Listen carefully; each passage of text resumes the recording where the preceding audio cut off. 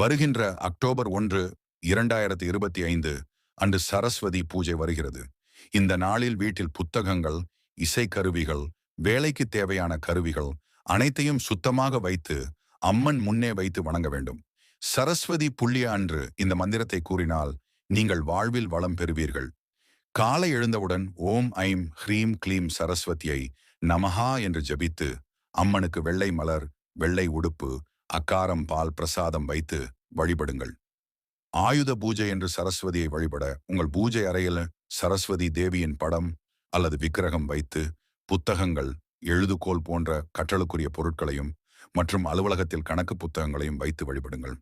கருவிகளுக்கு மஞ்சள், குங்குமம், சந்தனமிட்டு அவற்றை சுத்தப்படுத்தி பூஜைக்கு வைக்க வேண்டும். குழந்தை பருவத்தில் வித்யாரம்பம் செய்யும் போது அரிசி தட்டில் பிள்ளையார் சுழி போட்டு ஆ என்ற எழுத்தை எழுதி கொடுப்பது குழந்தை கல்விக்கு நல்லது.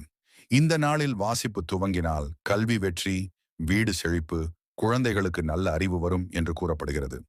அம்மன் அருள் வந்தால் குடும்பத்தில் செல்வமும் படிப்பில் முன்னேற்றமும் உறுதி.